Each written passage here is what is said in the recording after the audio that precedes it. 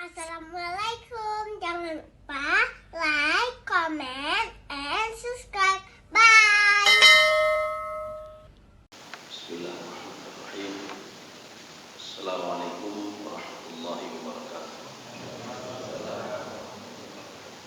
Alhamdulillahirabbil alamin. Wassalatu wassalamu ala asyrafil anbiya'i wal mursalin wa ala alihi wa ashabihi ajma'in. Raditu billahi rabba wa bil islami dina wa bi Muhammadin nabiyya wa rasulah. Rabbi shrah li sadri wa yassir li amri wahlul 'uqdatam min lisani yafqahu qawli. Allahumma ij'al jam'ana hadha jam'an marhuma wa tafarraqana min ba'dihi tafarruqan ma'suma. Kaum muslimin dan muslimat sidang jamaah maghrib menjelang isya yang dirahmati Allah. Kita masih pada surah Maryam. Kita akan sambung cerita bagaimana Nabi Zakaria berdoa kepada Allah Subhanahu wa taala. Doanya itu dikabulkan oleh Allah setelah 13 tahun. Ini sebagaimana yang tertulis di dalam tafsir Sawi, salah satu asyara sanah. Jadi umur beliau itu kalau dalam tafsir Jalalain dikatakan fi nihayah mi'ah wa 20. Pada akhir-akhir 120 tahun. Jadi hampir sama seperti umur Nabi Musa. Tapi Nabi Musa meninggal 120 tahun. Nabi Zakaria punya anak pada umur 120 tahun. Ini versi tafsir Jalalain. Tapi versi tafsir lain 90 tahun punya anak. Versi tafsir lain lagi 90. Kalau dalam tafsir Al-Baydawi bid'un wa tis'in 97. Jadi artinya 13 tahun ini rentan waktu yang agak lama ya. Memang lama sekali dari beliau pertama sekali berdoa, kemudian 13 tahun kemudian baru punya anak. Ini sama ketika Nabi Ibrahim minta anak juga kepada Allah. Setelah beliau punya anak Nabi Ismail alaihissalam, 13 tahun setelah itu punya Nabi Ishak. Makanya Nabi Ismail itu lebih tua dari Nabi Ishak, kira-kira 13 tahun. Walaupun Nabi Ismail lebih tua daripada Nabi Ishak, keturunan Nabi itu banyak dari Nabi Ishak dibandingkan dari Nabi Ismail alaihissalam. Dari Nabi Ismail cuma satu orang, yaitu Nabi Muhammad sallallahu alaihi wasallam. Ketika malaikat memberikan kabar gembira kepada Nabi Zakaria, "Inna nubashiruka bi ghulamin ismuhu Yahya." Jadi para malaikat itu kalau kita lihat dari teks ayatnya itu bukan satu malaikat tetapi banyak malaikat yang datang menjumpai Nabi Zakaria, memberikan kabar kepada Nabi Zakaria kalau dia akan punya anak. Dari mana kita tahu kalau banyak malaikat? Kenapa tidak satu malaikat? Karena satu malaikat bahasa Arabnya malakun, atau dalam tafsir Al-Baydawi dikatakan malakun, malakani, malaikah, atau malakun, malakani, malaikah. Malaikah itu dari isyarat saja, dari tak marbutah itu menunjukkan kepada banyak malaikat. Artinya apa? Banyak malaikat yang turun waktu itu memberitahukan kepada Nabi Zakaria kalau dia punya anak. Dan anaknya nanti, padahal belum lahir lagi, anaknya nanti sudah diberikan nama oleh Allah, namanya Yahya. Kita sudah cerita kenapa dinamakan Yahya. Ada dua versi tafsiran. Versi tafsir pertama, artinya rahim istrinya itu Asya, ya. Ada yang mengatakan Yusha. Asya bin Fakut, rahimnya tidak berfungsi lagi, kemudian dihidupkan kembali oleh Allah. Makanya anak dalam rahim itu dinamakan Yahya. Versi yang kedua, kenapa dinamakan Yahya? Karena dia itu yuhyillahu bidinihi, yuhyillahu biaklihi, yuhyillahu bi Allah menghidupkan dia dengan akalnya, dihidupkan dengan nabinya, dihidupkan dia itu dengan keturunan-keturunan para nabi, bil anbiya. Sekarang kita lanjutkan. Bagaimana respon daripada Nabi Zakaria setelah diberitahukan kalau dia akan punya anak setelah rentan waktu 13 tahun lamanya. Karena kalau sesuai dengan hadis Rasulullah sallallahu alaihi wasallam, doa itu kan ada 3. Yang pertama yu'ajil. Yu'ajil artinya waktu itu juga dikabulkan oleh Allah. Yang kedua yudakhil. Yudakhil itu apa? Disimpan oleh Allah dan akan dikabulkan doa kita pada suatu saat nanti. Yang ketiga, yaj'aluhu bala, sebagai penolak bala, ya. sebagai penolak. Difa'an anil bala. Mana contoh difa'an anil bala yang ketiga? Kita ini musim-musim ujuk penyakit ya Allah. Kita minta doa kepada Allah, ya Allah jangan berikan penyakit kepada saya. Tapi tetap diberikan penyakit oleh Allah. Doa kita ini akan disimpan oleh Allah. Ketika nanti suatu saat ada penyakit yang lebih dahsyat lagi dari ini, kita tidak akan kena penyakit itu. Kenapa? Kita sudah pernah berdoa minta kepada Allah Subhanahu wa taala.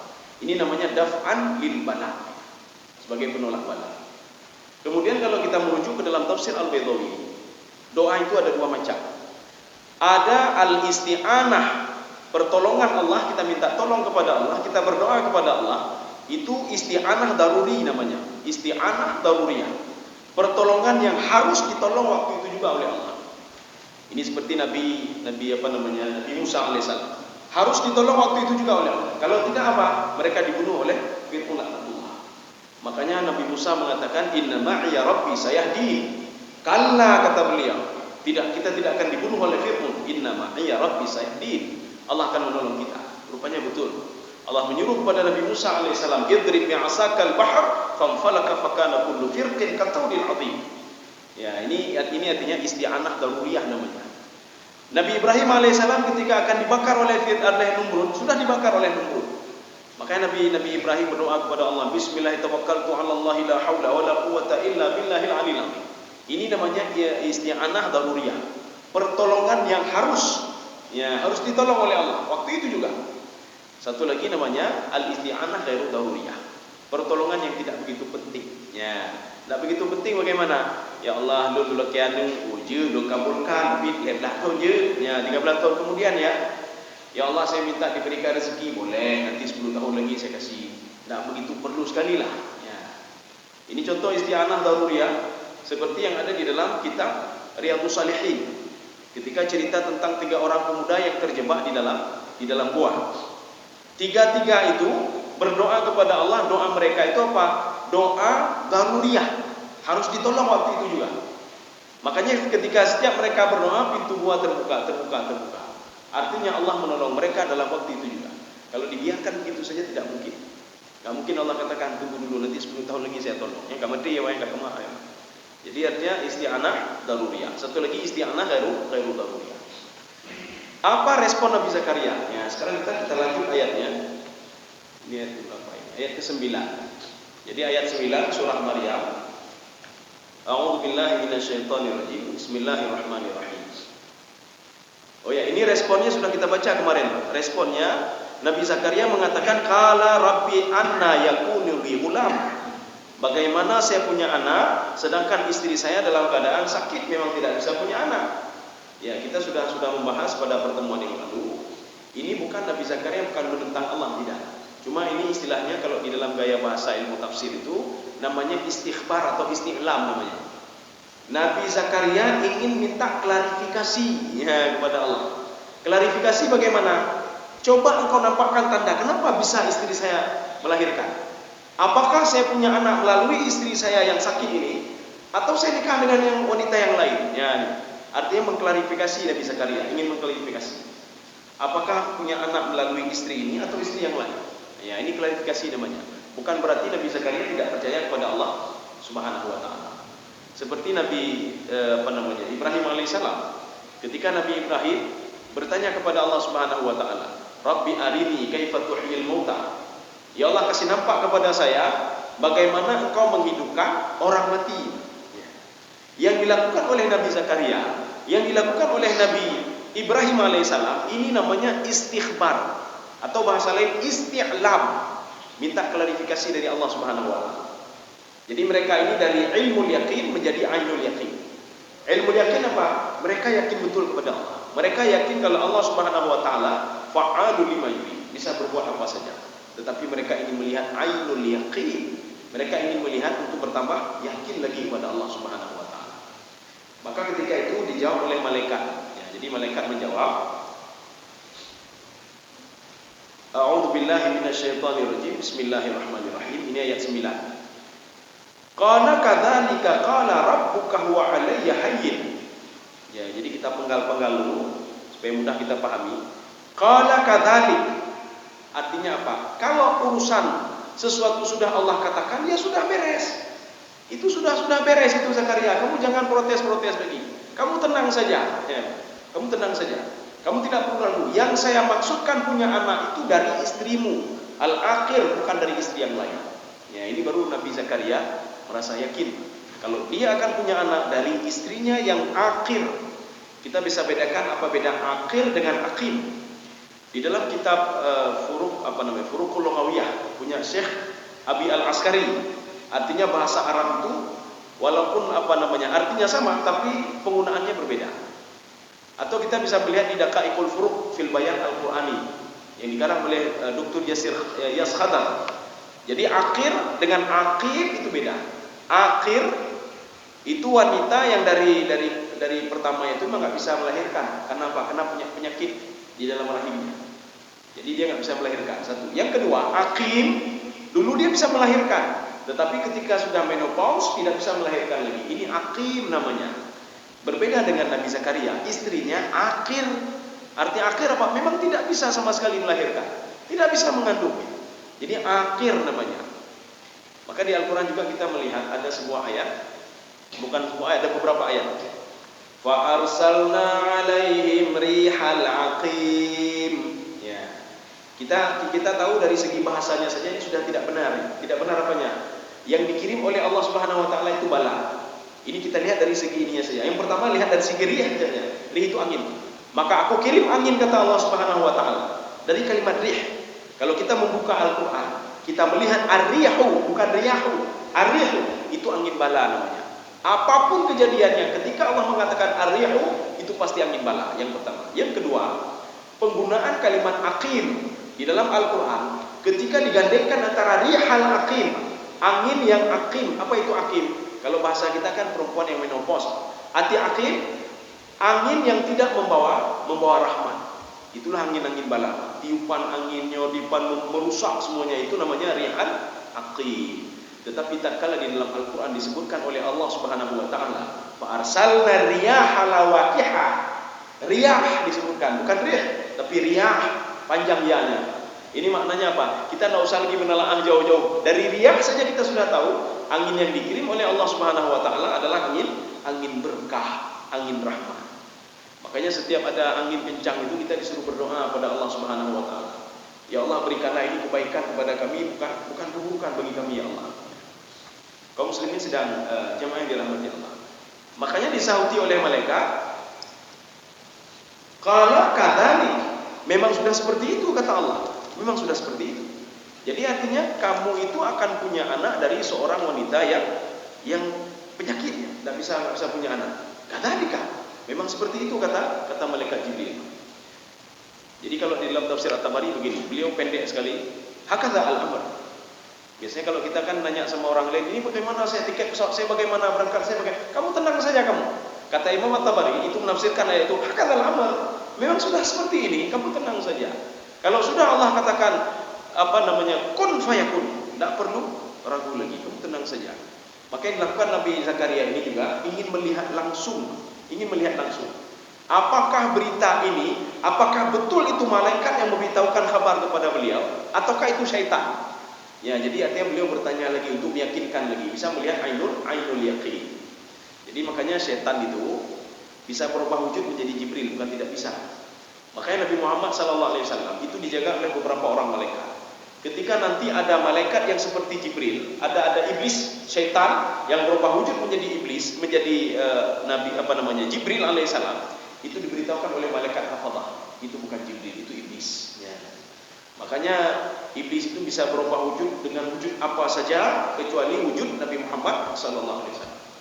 Maka kalau ada orang bermimpi ketemu dengan Nabi Muhammad, itu tidak ada lain kecuali Nabi Muhammad, bukan iblis dan bukan syaitan. Kaum muslimin sedang jemaah dirahmati Allah. Jadi ini perkataan siapa? Ini perkataan Jibril yang diabadikan di dalam Al-Quran. Jibril mengatakan kana kadzalik. Jadi kalau dalam tafsir At-Tabari kadzalikal amr, ya, seperti itulah urusannya. Maka kamu kalau berdoa dikabulkan oleh Allah, ketika doamu dikabulkan tidak perlu kamu itu merasa pusing, ini bagaimana caranya, tidak usah kamu pikirkan lagi itu. Ya. Wa qala rabbuka huwa 'alayya hayyin. Jadi Tuhanmu sudah berpesan kepadamu, kata malaikat Jibril, huwa 'alayya hayyin. Itu mudah bagi Allah Subhanahu wa taala. Jadi arti mudah apa? Seorang wanita yang tidak mungkin punya anak, di dalam ayat lain Allah mengatakan wa aslahna lahu zaujah. Saya perbaiki rahimnya. Mudah sekali kata Allah kalau memperbaiki rahim. Yang lebih susah apa? Menciptakan yang belum ada menjadi ada. Adam dulu, Nabi Adam belum Adam, kemudian menjadi ada. Manusia tidak ada, kemudian menjadi ada. Bahkan Allah mengatakan apa? Wa innahu ala raj'ihi laqadir. Saya mampu juga kata Allah. Setelah sel telur bertemu dengan sperma, bisa saja saya pisahkan lagi itu sehingga tidak jadi kalian kata Allah Subhanahu wa taala. Maka kenapa kalian tidak berterima kasih kepada saya? Yang menyebabkan dua sel itu ketemu adalah saya kata Allah. Yang menyebabkan kalian ada adalah saya. Wa innahu ala raj'ihi laqadir. Saya mampu untuk mengembalikan kembali setelah sel telur itu ketemu dengan sperma. Secara ilmu kedokteran itu kan akan jadi anak. Tapi kata Allah, wa innahu ala raj'ihi laqadir. Saya kembalikan lagi, mampu kata Allah Subhanahu wa taala. Apalagi mengembalikan kalian? Apalagi setelah kalian meninggal kemudian saya hidupkan kembali? Itu mudah sekali kata Allah Subhanahu wa taala. Maka di ayat lain Allah berfirman begini. Ada sebuah pilihan ya. Pilihan ini namanya muadil. Di dalam ilmu balaghah namanya muadil.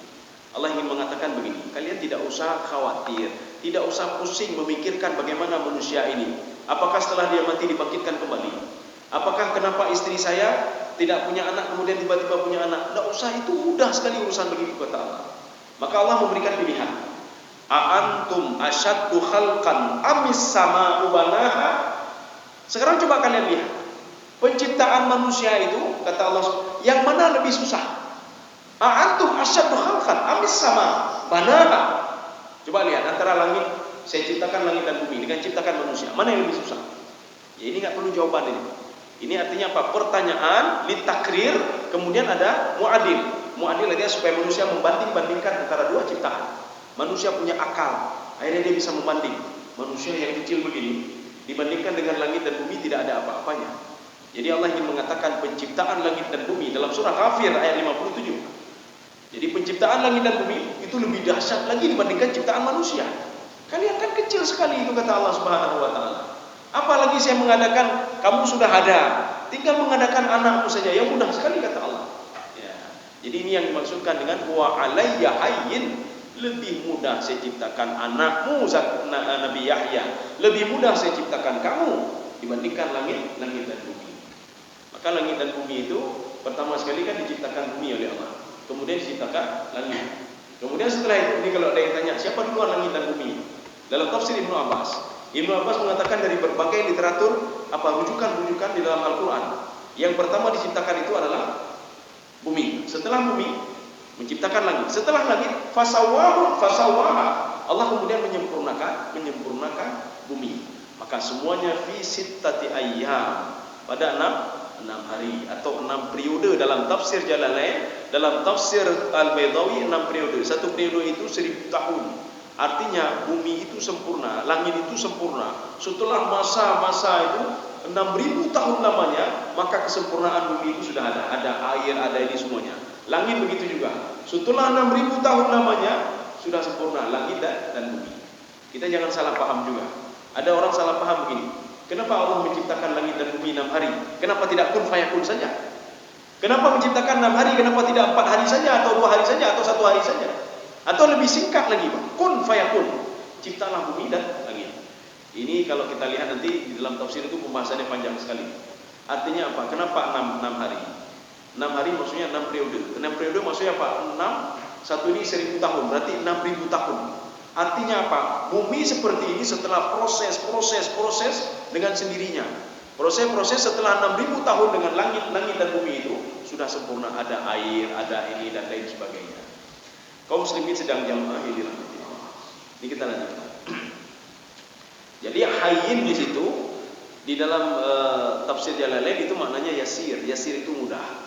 Mudah sekali saya ciptakan anakmu Yahya itu, mudah sekali. Wa qad khalaqtuka min qablu wa lam taku syai'ah. Ini ada bacaan. Kalau dari Kufah itu membaca wa qad khalaqtuka, itu dari Basrah. Ulama Basrah membaca wa qad khalaqtuka. Kalau ulama Kufah membaca wa qad khalaqnaka. Ya. Ya, itu baik-baik ke subhanallah ketika Nabi membaca wa qad khalaqnaka. Itu subhanallah. Jadi artinya bacaan itu banyak, ada bacaan Basrah, ada bacaan Kufah. Kalau Basrah membaca waqad khalaqtuka. Bacaan Kufah membaca waqad khalaqnaka. Kami ciptakan kamu. Sedangkan bacaan Basrah, saya ciptakan kamu. Dua-dua bacaan ini sah. Artinya ada pernah dibaca oleh Rasulullah sallallahu alaihi wasallam. Ini bacaan Basrah dan Kufah. Berarti dua-dua benar. Ada yang baca khalaqtuka, ada yang baca khalaqnaka. Ini bacaan ini dimunculkan di dalam qiraat. Tapi kalau di dalam Al-Qur'an itu semua ditulis dengan waqad khalaqtuka.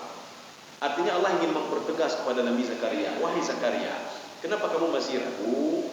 Kenapa kamu masih minta klarifikasi dari saya? Dulu kamu kan tidak ada juga. Waqad khalaqtuka min qablu. Qablu itu tidak ada di dalam bahasa Arab, qablu tidak ada. Yang ada qabla, seperti salat qabla maghrib, ya. Salat ba'da maghrib, salat ba'da isya, qabla isya, ba'da qabla. Qablu tidak ada. Ba'du tidak ada.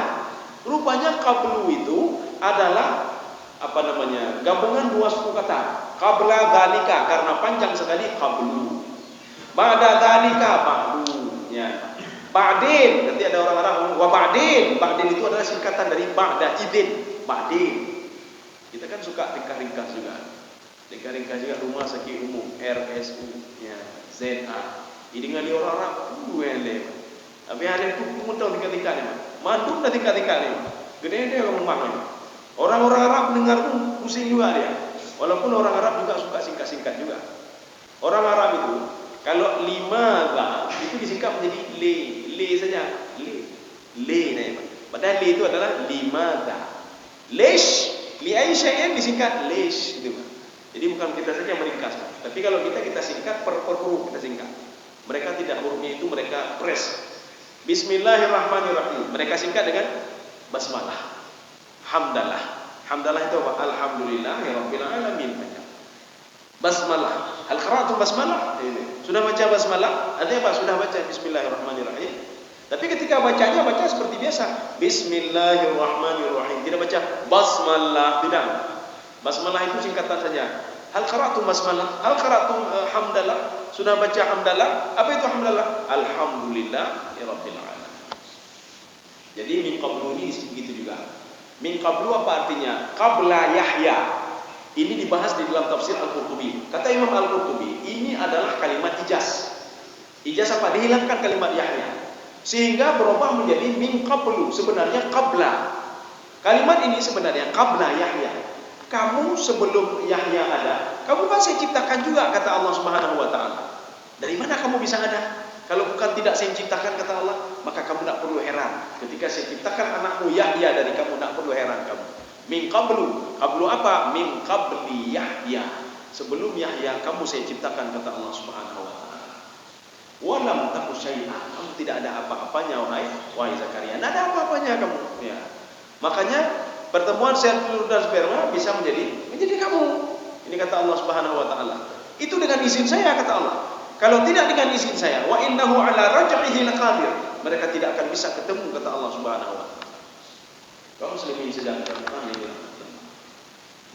Ya, ini sudah habis ayat 9. Ya, kita lanjut ayat 10. Ya, ini juga Nabi Zakaria minta klarifikasi kepada Allah. Klarifikasi artinya apa? Nabi Zakaria ingin tahu kalau itu betul-betul dari Allah Subhanahu wa taala. Karena kebiasaannya kita ini kalau sedang duduk-duduk dan dengar lepo dah pegah ada katruk malaikat Jibril lah pegah. Ini kengkon.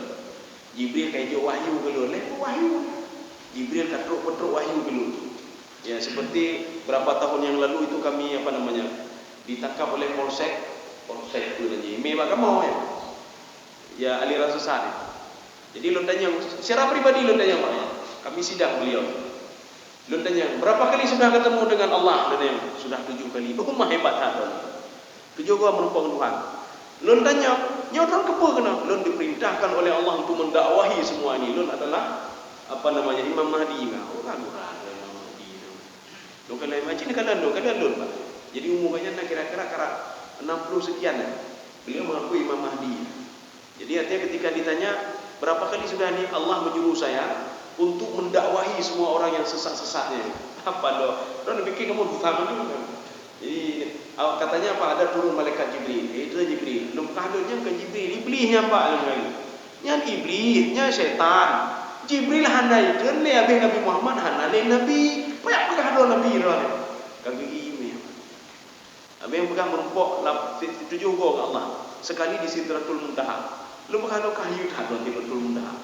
Nabi lain handai aja Sidratul Muntaha kecuali Nabi Muhammad sallallahu alaihi wasallam.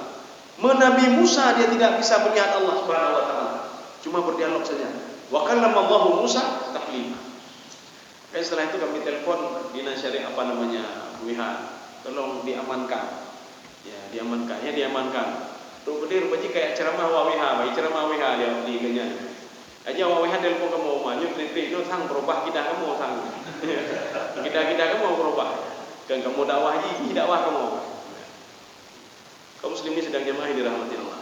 Jadi Nabi Zakaria ingin mengklarifikasi apakah betul itu dari syaitan atau tidak. Seperti Lia Eden ini bukan Eden Lia Edan. Bukan Lia Edan, gaknya penyanyi, pemusik.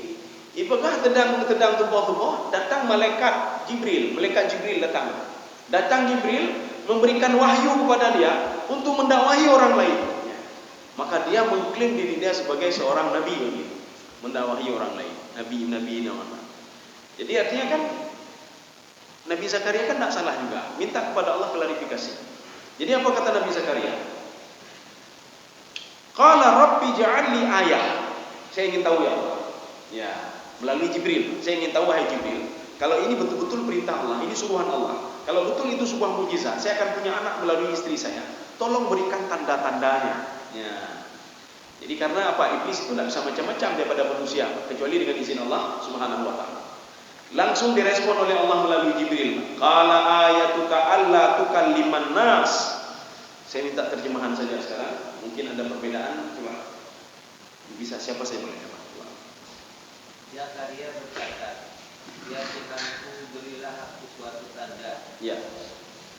Ya, terus. Tuhan berfirman, tanda bagimu ialah bahwa kamu tidak dapat bercakap-cakap dengan manusia selama 3 malam. Sudah. Ini apa maksudnya?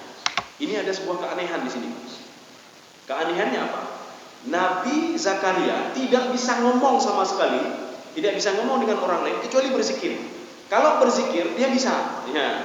Tapi kalau ngomong nggak bisa dia. Illa ramza, dalam ayat lain ramza. Ramza itu artinya apa? Ramza itu isyarat. Kecuali dengan isyarat-isyarat saja. Ketika itulah Nabi Zakaria baru percaya. Ini rupanya mukjizat. Ini rupanya apa? Mukjizat. Betul kalau istri saya punya anak. Kenapa? Karena Allah sudah mengekang mulut saya itu dia tidak bisa ngomong pada orang lain. Satu. Ini pemahaman yang pertama. Pemahaman yang kedua. Kalau rumah kita ingin dikabulkan oleh Allah, selama beberapa hari jangan buat maksiat dulu. Ya, baik mati leh. Kita berdoa kepada Allah. Ya Allah, berikan keberkahan kepada keluarga kami, ya Allah. Nyo keluarga lu lagi nyolon hanapa berikan keberkahan pada kami. Dalam tenggang waktu itu jangan buat maksiat dulu. Kenapa jangan buat maksiat? Rasulullah mengatakan ketika seorang buat maksiat, maka rezeki itu akan diharamkan bagi dia. Nah, jadi dikasih rezeki kepada dia. Ya. Jadi ini pemahaman yang kedua. Pemahaman yang pertama tadi, Nabi Zakaria memang tidak bisa ngomong sama sekali.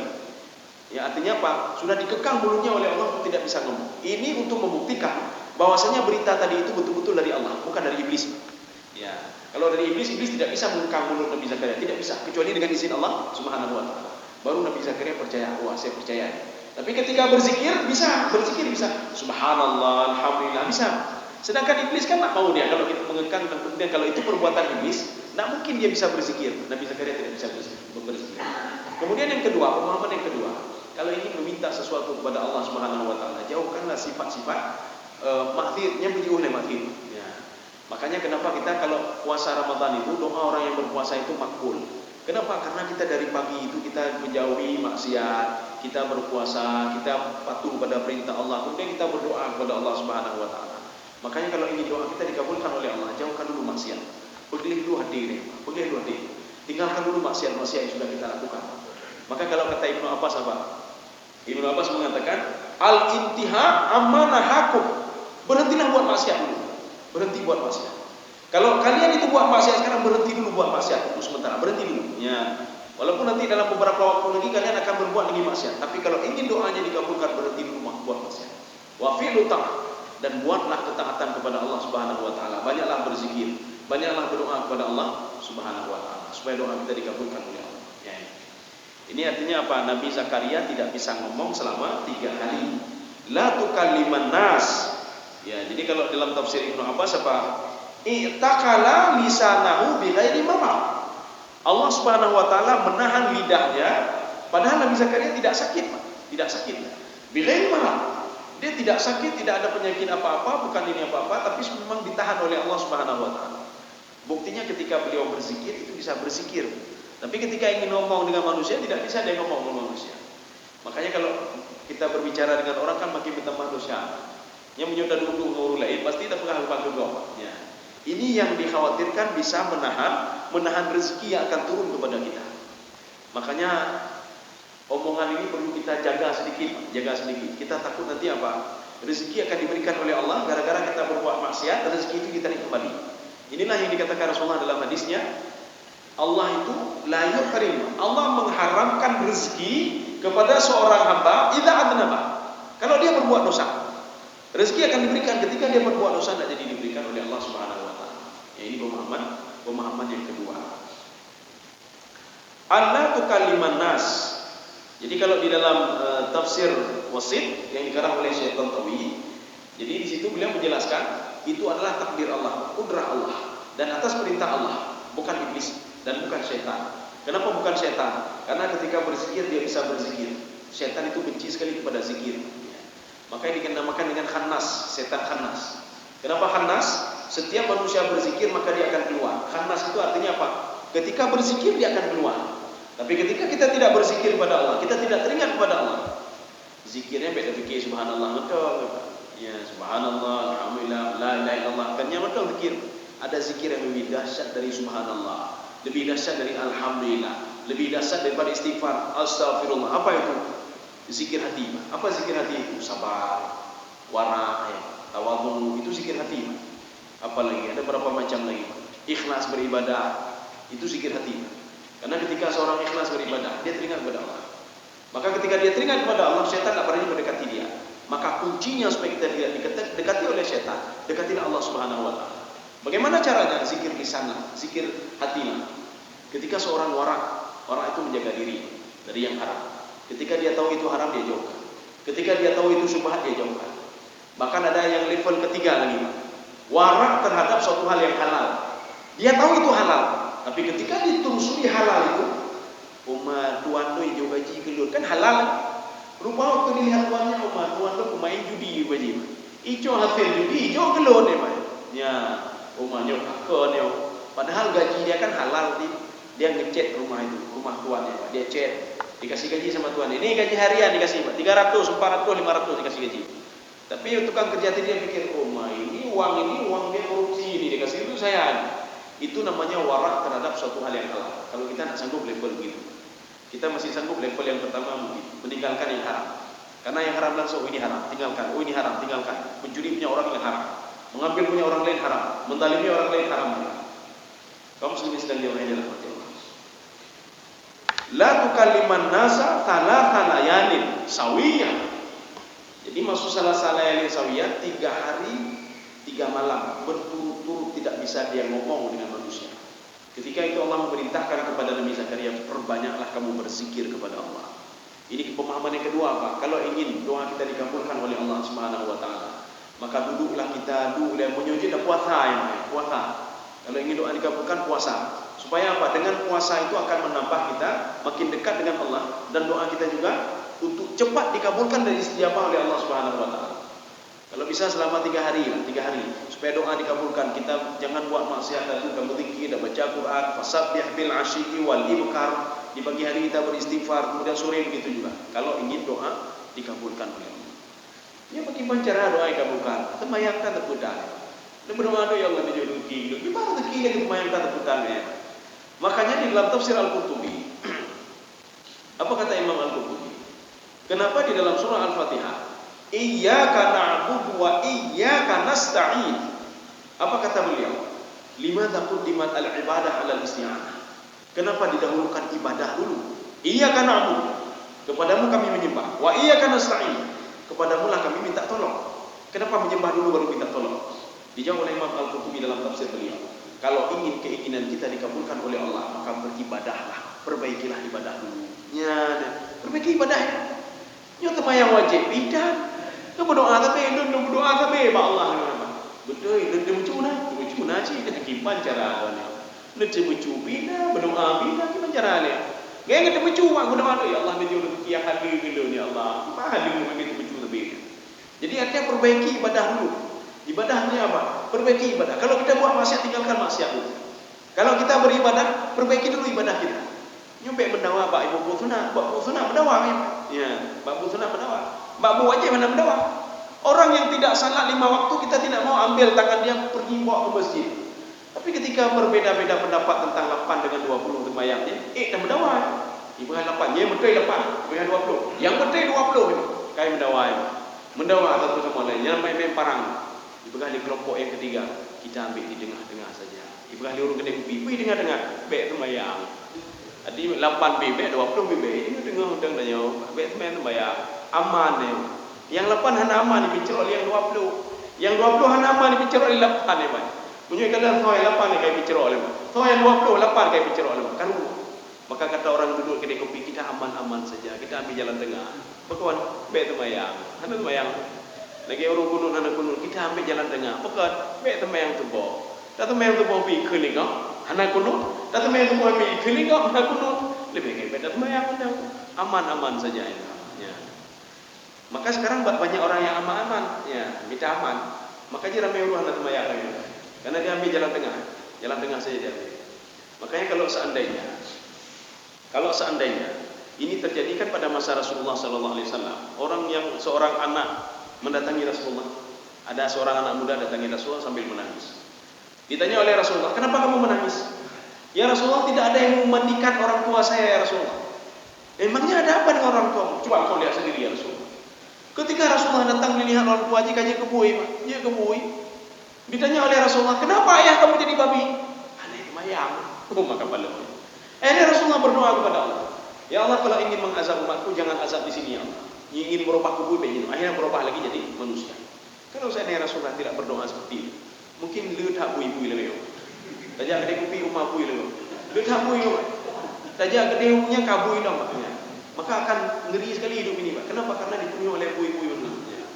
Di kedai kopi bina bui lalu bina bui kau cai bui. Waktu Jumat pilih tak bui. Makanya hikmahnya apa? Nyan bui nya hendak langsung rubah oleh Allah.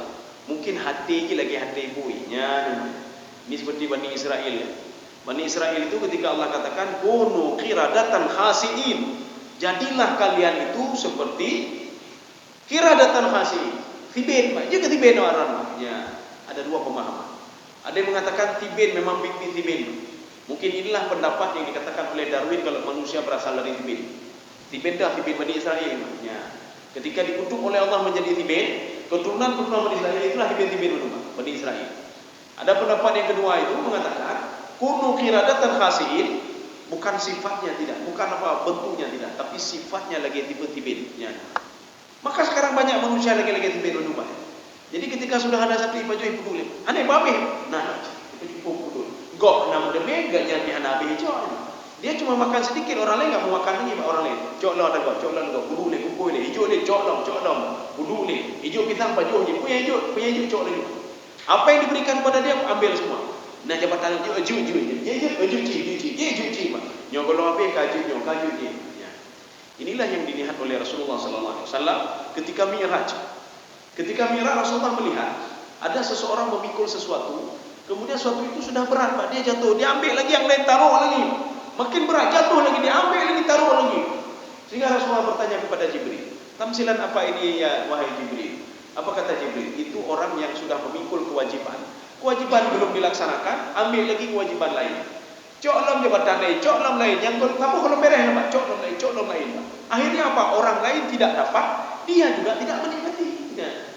Maka kalau ingin enak itu nikmati yang sudah ada dulu. Dia kan lain nikmati le. Jadi nangan lun. Bekerja di salah satu instansi di provinsi Aceh, Pak. Ya. Salah satu dinas provinsi Aceh. Apa kata beliau mendatangi saya? Susah. Kalau bukan susah, ada yang pekan susah. Aku pekan susah. Susah tak? Pekan.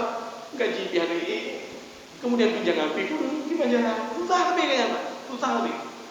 Lupa kadang, ayat tengku, lunjuk caranya, je, nikmati saja yang sudah ada, nikmati kerja tengku, cuma nikmati kerjanya. Ketika tengku menikmati kerja itu, nikmat kerja itu akan nikmat sekali, nikmati yang sudah ada. Lagi urut kan apa yang Pak Jaro 5.000, menyorong tamat kan, yang menteri lain lebih hasil. Nah 50.000, kayak pikir 20.000 Pak, 20.000 itu belum jelas lagi. Yang 5.000 yang ada di tangan tidak dia nikmati dulu, dia cari lain. Belum pengaruh nikmati yang sudah ada dulu. Nanti Bapak akan menikmati hidup itu bagaimana nikmat sekali kerja Bapak. Coba Bapak nikmati kerja dulu. Akhirnya dia nikmati kerjanya. Setelah itu beberapa hari datangi saya, rupanya enak kerja itu. Ketika kita nikmati kerja itu enak rupanya. Kerja apa saja. Orang pergi ke sawah, dia nikmati kerja di sawah, enak rupanya kerja di sawah. Orang pergi kerja bangunan, dia nikmati kerja bangunan itu, enak rupanya. Tapi jangan berpikir dunia ini, Pak Jai pangkat, Pak Janyo, Pak Janji. Ketika ibu pangkat, mantan laki dong, nada pangkat dong, nada laki-laki aja Pak. Ketika minta tambah gaji Pak, ketika ditambah besok minta lagi. Maka kalau orientasinya orientasi dunia, maka muka tapi muka. Tapi kalau orientasi itu menikmati apa yang sudah ada, maka kita akan tersenyum selalu dalam bekerja. Napunya nikmati aja Pak. Napu sama buku nikmati aja. Nyobu sama buku bukan minta lain. Ketika minta lain nyanyi kayak penjual mie orang. Artinya apa? Nikmati dulu nih yang sudah ada. Nikmati uang 5.000 itu dulu. Inilah keberkahan namanya. Yang gajinya hanya berkah yang tertuh ribe golong nalong tak minta lagi. Yang karena tidak kita nikmati. Ya. Kaum muslimin sedang dimana? Kami udah. Saya rasa sudah cukup ya. Panjang-panjang. Jadi ini insyaallah pertemuan selanjutnya kita lanjut fakharaja ala qaumihi minal mihrab. Mungkin ada yang perlu ditanyakan kami persilakan.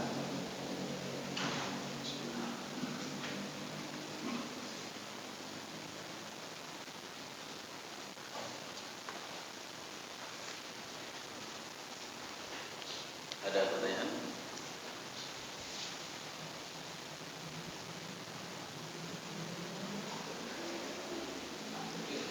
Ya. Ya. Yang di kampung kan, turun 80-an kan, ngomongnya pakai ilmu kan. Ya.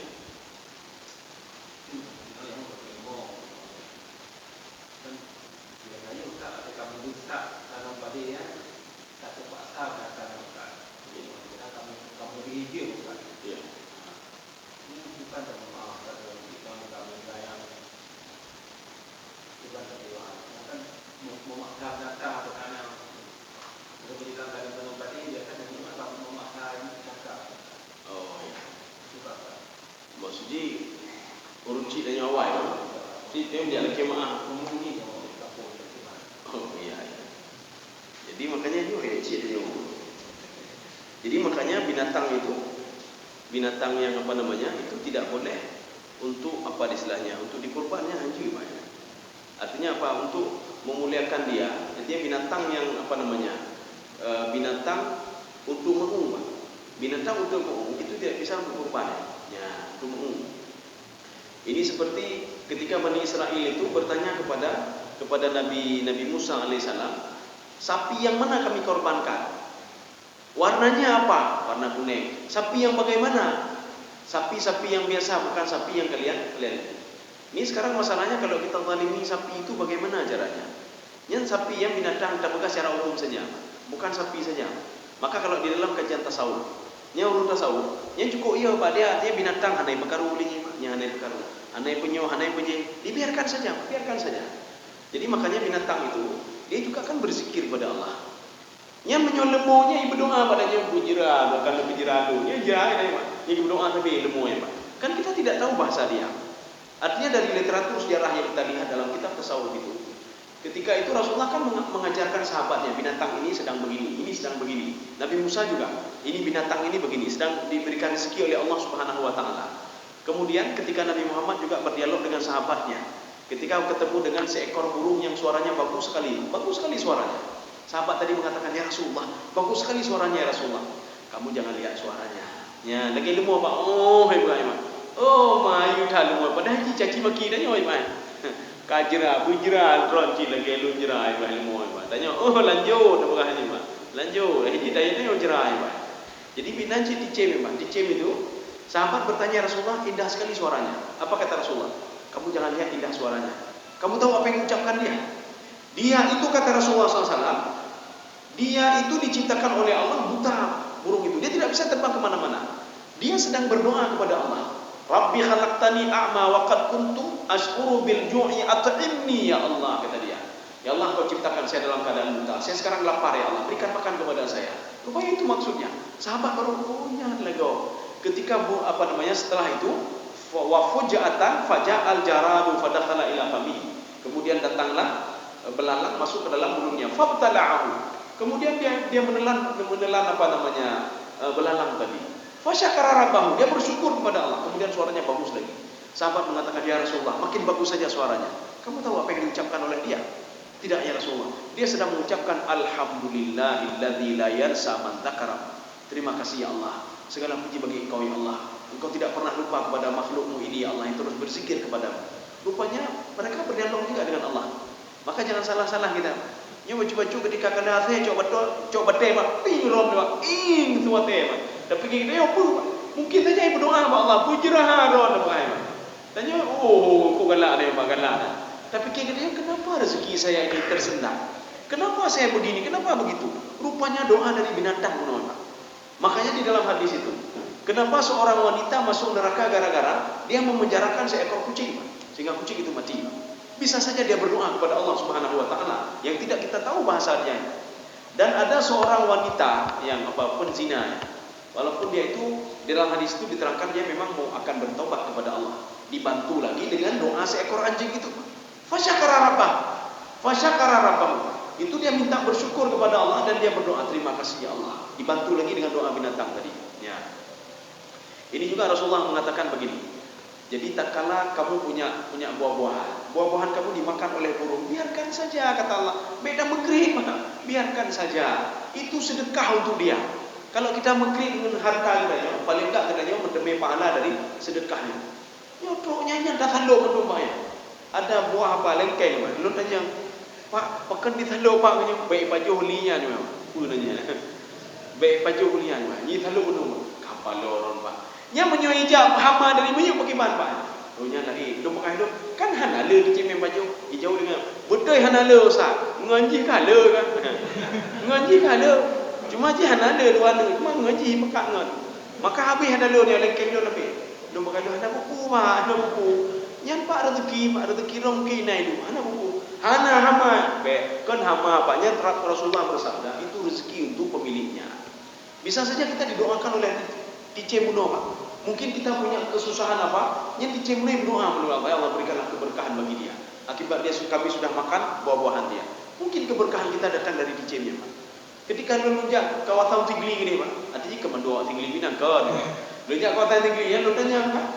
Pekan netok Pak menjaring Pak. Baik jak dicem ya Pak.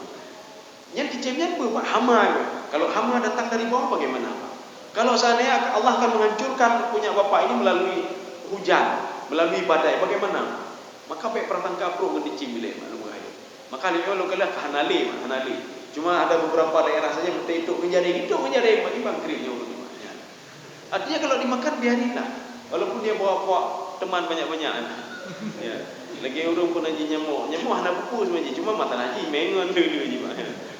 Ya, demikian Pak. Artinya kalau di dalam kajian tasawuf itu ada dikatakan bagaimana kita berinteraksi dengan binatang. Jadi bukan dengan manusia saja, interaksi juga dengan binatang. Bagaimana memperlakukan binatang. Bahkan orang sufi ya nyamu aneh poh ya. Aneh apa baik kak dulu ni. Maka jadi dulu dengan orang sufi Pak. Waktu dengan orang sufi apa kemang-kemang badane baiknya mah. Ibu kali dia haji poh nyamu hek sih. Ya. Tapi sama dia nikmati Pak, dia nikmati Pak. Ya, dia nikmati. Gara-gara dia nikmati aneknya mau. Gara-gara lu pepek tapi ikannya pokoknya Allah alam bisawab. Ya. Demikian. Mudah-mudahan ada manfaatnya bagi lumpur dan jemaah sekalian. Subhanallah wa bihamdika, asyhadu an la ilaha illa anta, astaghfiruka wa atubu ilaik. Assalamualaikum warahmatullahi wabarakatuh.